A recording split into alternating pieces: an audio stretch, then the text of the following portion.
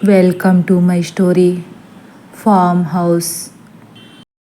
అలా పార్దు తన కలలో తాను భైరవవర్మలా ఉండడం, ఇందువదనను ఇష్టపడడం గుర్తుకు వచ్చి త్రిపుర చెప్పినట్లు అది కల కాదని కాస్త ఆలస్యంగానే అర్థమైంది పార్దుకి. ఇందువదన మాత్రం సిగ్గుతో ఎర్రబడ్డ ముఖంతో ఒక్కొక్క అడుగు ముందుకు వేస్తుంటే పార్దు భయంతో ఒక్కో అడుగు వెనక్కి వేస్తున్నాడు. జరిగేదంతా కిటికీలోంచి గమనిస్తున్న చందు ఒక్కసారే పెద్దగా, పార్దు బాబు, అక్కడ ఉండకండి, తొందరగా మా దగ్గరికి వచ్చేయండి, లేకపోతే ఆ రాణి మిమ్మల్ని బతకనీయదు అని హడలిపోతూ చెబుతాడు. పార్దుకి ఆ క్షణంలో ఏం చేయాలో అస్సలు పాలుపోక, త్రిపుర, తలుపులు గట్టిగా కొట్టు అని గంభీరంగా అంటాడు. ఇంతలో ఇందువదన త్రిపుర వైపు తలను తిప్పి తన పెద్ద పెద్ద కళ్ళతో త్రిపుర వైపు కోపంగా చూస్తూ, నేను మీతో మాట్లాడాలని ఎన్నేళ్లగానో ఎదురు చూస్తుంటే మీరు అక్కతో మాట్లాడడం నాకేమీ నచ్చలేదు భైరవా అని దీనంగా అంటుంది. ఇందువదన అలా త్రిపుర వైపే చూస్తూ త్రిపురను అక్క అనడంతో త్రిపుర ఇంకా హడలిపోతూ తలుపుని ఇంకా గట్టిగా కొడుతుంది. అత్తయ్య, మావయ్య అని ఇల్లంతా ప్రతిధ్వనించేలా అరుస్తుంది. ఇక త్రిపుర మాటలని కాస్త కూడా సహించలేని ఇందువదన ముందుకు వేయాలనుకున్న అడుగులని కాస్త వెనక్కి వేస్తూ, నా ప్రాణానికి ప్రాణమైన మహారాజుని నన్ను విడదీసింది చాలలేదా? ఇంకా మాపై నీకు పగ తగ్గలేదా చంద్రవిందా? ఇక ఈ జన్మకి మమ్మల్ని కలవనివ్వవా అని త్రిపుర వైపుకు వెళుతుంది. అత్తయ్య, అత్తయ్య, మావయ్య, తొందరగా తలుపు తీయండి, ఏవండి, నాకు భయమేస్తుంది పెద్దగా ఏడుస్తూ తలుపుడు కొడుతుంది త్రిపుర. త్రిపుర, భయపడకు, వస్తున్నానుండు. పార్దు కూడా హడలిపోతూ వేగంగా మెట్లెక్కుతున్నాడు. ఇంతలో త్రిపుర ముందు ప్రత్యక్షమైన ఇందువదన ఒక్కసారే తన అందమైన రూపాన్ని కాస్త వికృతంగా మార్చేసి పెద్దగా భీకరంగా అరుస్తూ త్రిపుర మెడను గట్టిగా పట్టుకుని తన భయంకరమైన రూపాన్ని త్రిపుర ముఖానికి అతి దగ్గరగా చేర్చి, పాపిష్టి చంద్రవిందా, ఈరోజు నా నుంచి నువ్వు తప్పించుకోలేవు. రాణి మాలినీదేవి అండ చూసుకుని నువ్వు భైరవవర్మకు భార్య అయ్యావే, కానీ నీ మీద మహారాజుకు ఇసుమంత ఇష్టం కూడా లేదు. నువ్వు ప్రాణాలతో ఉన్నన్నాళ్ళు నేను భైరవ ఒక్కటి కాలేము అని త్రిపురను గాల్లోకి లేపి గట్టిగా తలుపు కేసి కొడుతుంది. త్రిపుర తలుపు మీద పడిపోయి పెద్దగా కాపాడండి, కాపాడండి అని అరుస్తూనే ఉంది. ఇప్పుడు వచ్చిన శబ్దానికి మెలకువ వస్తుంది మీనాక్షికి. బయట తలుపు దగ్గర నుంచి త్రిపుర కేకలు కొద్ది కొద్దిగా వినిపిస్తున్నాయి లోపలికి. పార్దు కూడా త్రిపుర దగ్గరకు పరిగెత్తుకుంటూ వస్తున్నాడు. ఇంతలో ఇందువదన మళ్ళీ తన రూపాన్ని ఎంతో అందంగా మార్చేసుకుని పార్దు వైపు తలను తిప్పుతుంది. పార్దుకి అక్కడికి వెళ్ళాలని చాలా భయం వేస్తున్నా త్రిపురను కాపాడుకోవడం కోసం తప్పేలా లేదు.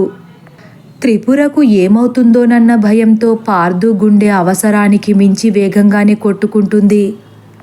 త్రిపుర, వస్తున్నాను, నీకేం కాదు, భయపడకు అని ఏడుస్తూ ఎలాగైతే ఇందువదనకు కాస్త దగ్గరగా వెళ్ళిపోతాడు పార్దు. వాళ్ల ప్రేమను మొగ్గలోనే తుంచెయ్యాలని చూసిన ఆ చంద్రవింద కోసం తన భైరవయ్యలా బాధపడడం చూసి కాస్త కూడా తట్టుకోలేకపోతుంది ఇందువదన. కోపంతో రగిలిపోతూ భైరవవర్మగా ఊహించుకుంటున్న పార్దుపై కోపాన్ని పెంచేసుకుంటుంది. గాలికి అన్ని వైపులకు పరదా పరిచినట్లు ఎగురుతున్న కురులతో అదుపులేని కోపాన్ని నింపుకున్న కళ్ళతో చూస్తూ, భైరవా, ఎక్కడికి వెళ్తున్నారు అని గంభీరంగా చేతిని చాపగానే ఉన్న చోటే పార్దు బిగుసుకుపోతాడు. పార్దు ఎంత ప్రయత్నించినా కొంచెం కూడా కదల్లేకపోతున్నాడు. పార్దులో భయం ఎక్కువైపోయింది. ఎలాగైనా త్రిపురను ఆ ఇందువదన నుంచి కాపాడుకోవాలని చూస్తున్నాడు. కానీ ఏమాత్రం ప్రయోజనం లేదు. వెంటనే దీనంగా, వద్దు, త్రిపురనేమి చెయ్యొద్దు అని ప్రాధేయపడుతున్నాడు. భైరవా, మీరేనా ఇలా మాట్లాడేది? మీరు పొరబడుతున్నారు. మీరనుకున్నట్లు ఇది మంచిది కాదు. ప్రాణానికి ప్రాణంగా ప్రేమించుకున్న మనల్ని, మన ప్రేమని కాలరాసిన విషసర్పం ఇది. దీన్ని ప్రాణాలతో వదిలితే ఎన్నో ఆశలతో జీవితాంతం కలిసి ఉండాలనుకున్న మన ఆశలు, భాషలు అన్నీ ఆవిరైపోతాయి అని ఇందువదన కూడా దీనంగా పార్థు వైపు చూసి మాట్లాడుతుంది. నిజానికి ఇందువదన ఒక దెయ్యమే అయినప్పటికీ తనకేదో తీరని అన్యాయం జరిగిందని తన మాటల్లో పార్థుకి అర్థమవుతుంది. తనకి వచ్చిన ఆ కళ, ఇందువదన ఈ మాటలను బట్టి భైరవవర్మ ఇందువదనల ప్రేమ తుది వరకు శాశ్వతంగా నిలవలేక చిగురించకుండానే వాడిపోయిందని అర్థమవుతుంది పార్థుకి. కానీ ఇందువదన తనని ఎందుకు భైరవవర్మగా ఊహించుకుంటుందో మాత్రం అర్థం కాలేదు. పార్థుకి ఏం చేయాలో పాలుపోవట్లేదు. త్రిపుర కూడా భయంతో దిక్కులు పెక్కటిల్లేలా ఏడుస్తూ ఉంది. మళ్ళీ ఇందువదన కోపంతో రగిలిపోతూ ఏడుస్తున్న త్రిపురని చూస్తూ, ఇప్పుడెందుకు ఏడుస్తున్నారు చంద్రవిందాదేవి? ఇద్దరు ప్రేమికులను విడదీసినప్పుడు లేదా నీకు బాధ? అప్పుడు లేని బాధ ఇప్పుడెందుకు? ఇంకా నా భైరవ వస్తారు వస్తారు అని ఎంతో ఆశతో ఎదురు చూసిన నా బాధ నీకు అర్థం కాలేదు కదా, మరిప్పుడెందుకు ఏడుస్తున్నావు అంటూ అప్పటి వరకు కోపంతో రగిలిపోతూ మాట్లాడిన ఇందువదన ఒక్కసారే దీనంగా ఏడుస్తూ, మా ప్రేమను నువ్వు జీర్ణించుకోలేకపోయావు. మా ప్రేమను విడదీయడానికి పుట్టిన పిశాచివి నువ్వు ఇంకా ఒక్క క్షణం కూడా బ్రతకకూడదు అంటూ ఒక్కసారిగా తన చేతిని పైకి పెడుతుంది. తన చేతి గోర్లు చూస్తుండగానే పెద్దగా పెరిగిపోతాయి.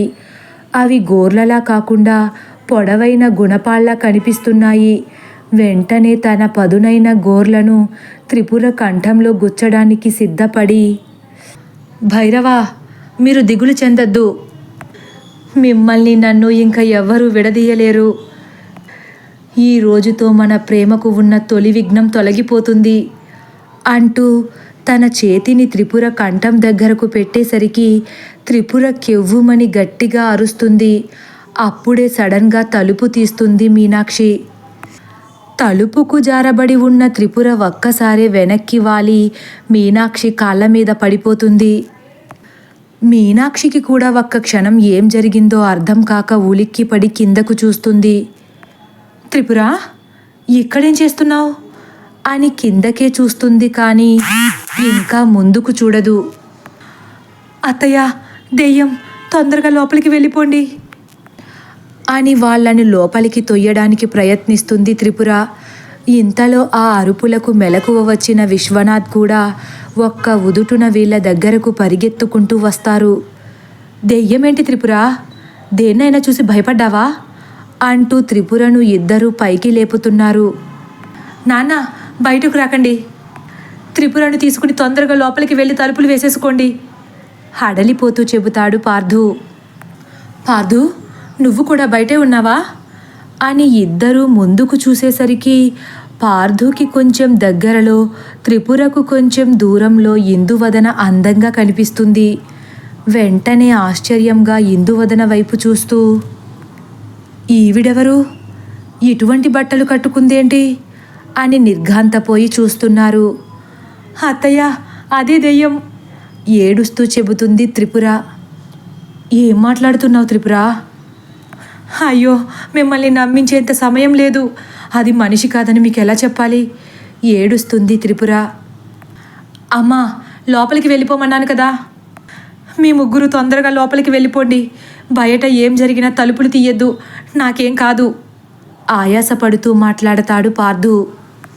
ఏం జరుగుతుందిరా ఇక్కడ అంటారు విశ్వనాథ్ కూడా కంగారుగా.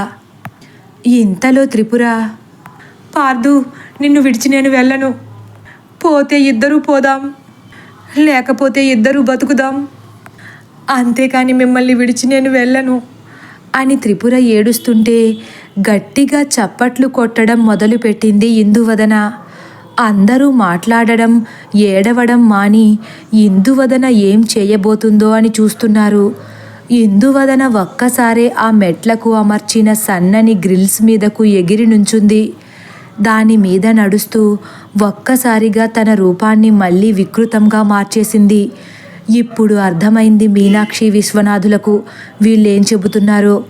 విశ్వనాథ్ కూడా నిశ్చేష్టంగా నిలబడిపోయారు. కళ్ళను పెద్దగా తెరిచి రెప్ప కూడా వేయట్లేదు మీనాక్షి.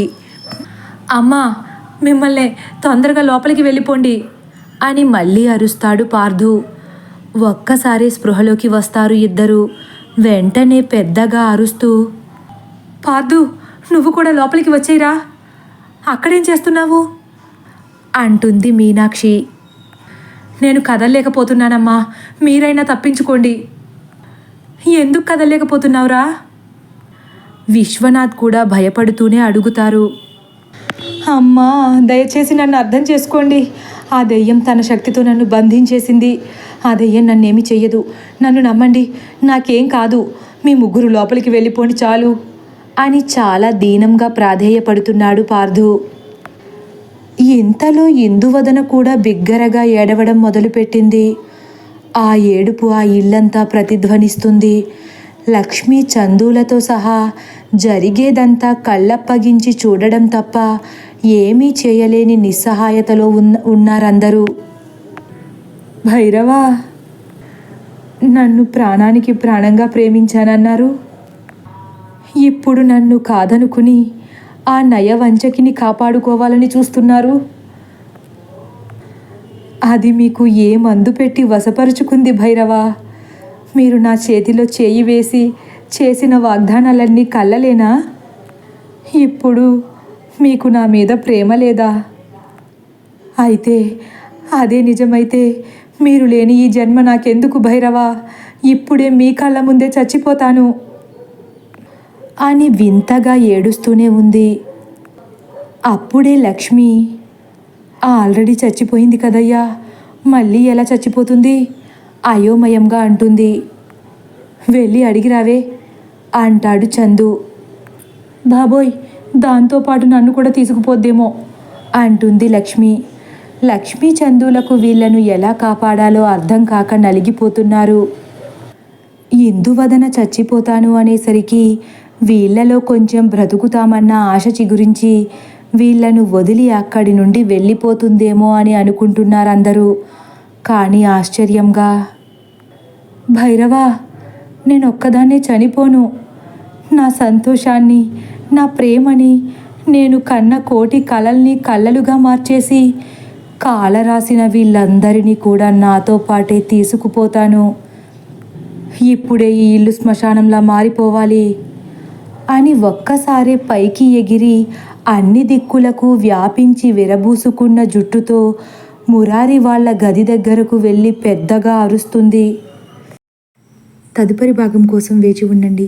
ఒకవేళ నా కథ కానీ మీకు నచ్చినట్లయితే లైక్ చేసి సబ్స్క్రైబ్ చేయడం మర్చిపోకండి. Thank you for watching.